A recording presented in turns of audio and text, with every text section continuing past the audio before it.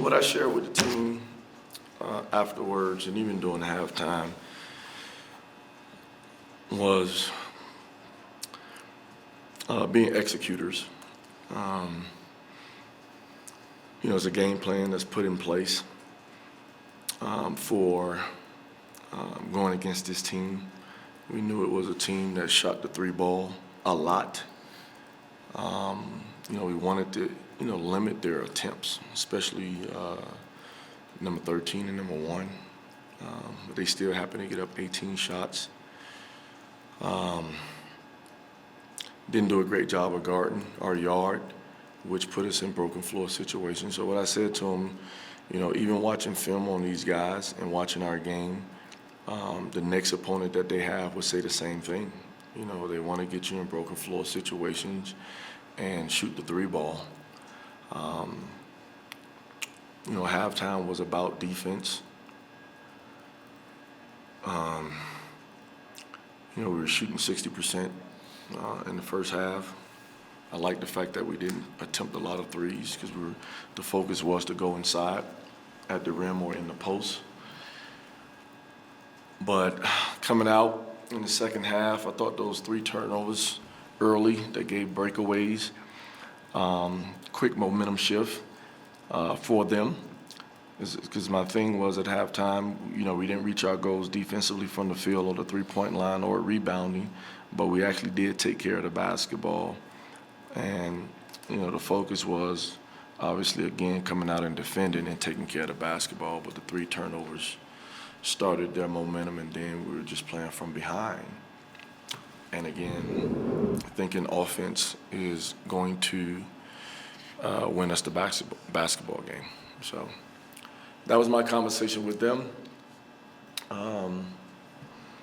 along with some other things, but that was just the gist of it. Jake came in here and he admitted that this was a pretty tough one to take. Just kind of what was the feeling in the locker room? Does it feel like any other loss, or this one feel a little heavier? Well, to me, a loss is a loss at the end of the day. What was heavy was probably my disappointment, and our execution, of the game plan. Like I just told radio, if I was to give our guys a test on what we're doing, I'm pretty sure they'll pass it.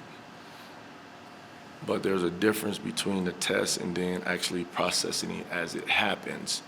And I thought we got caught in a lot of scenarios where on the floor we did not do the right things on the test. He also mentioned he just felt like you guys had fight tonight, and that he felt like he didn't like the fact he had to talk about that 11 games into the season, which your assessment of the fight and the effort of this team. Well, I was disappointed in that. And what I tried not to do is give them an excuse. Obviously, Jake coming off the injury. But what I said to him was, whether it be practice or whether it be games, our coaching staff brings a lot of energy.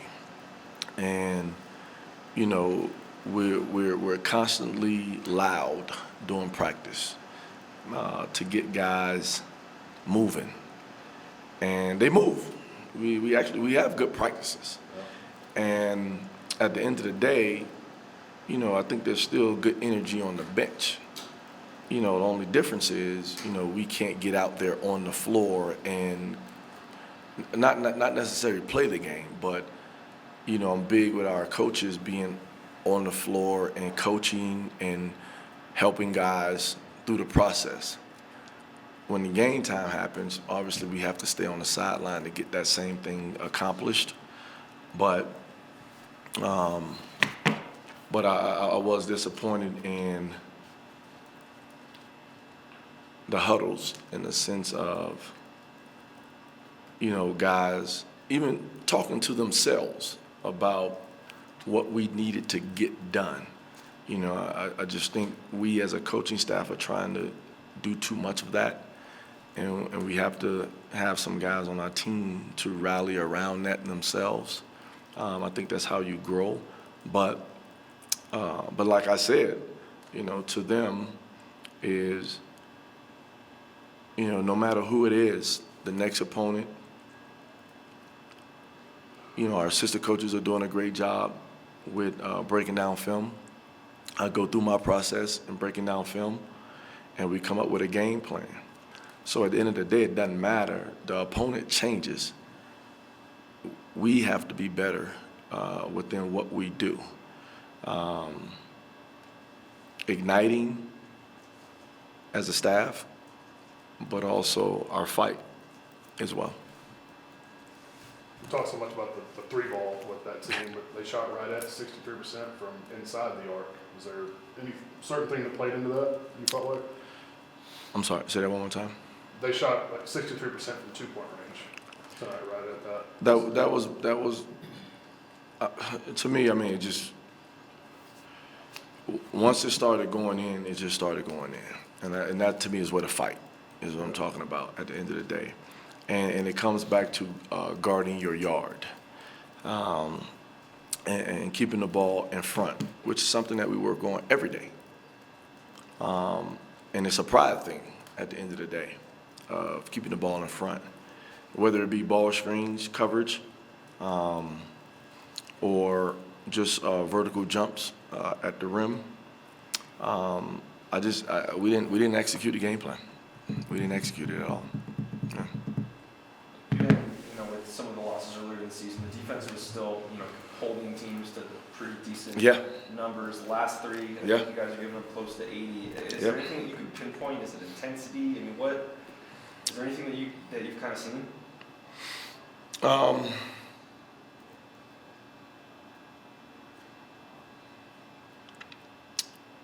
The want to, at the end of the day.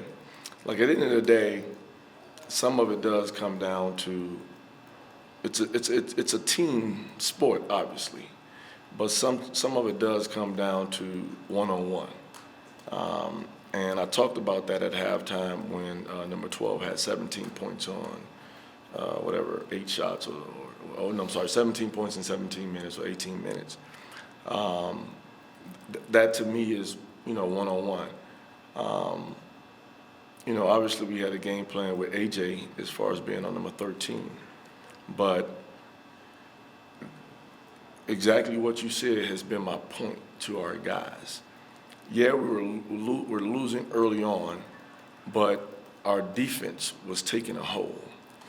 And, I don't know, right, wrong, and different, maybe embarrassed by offense.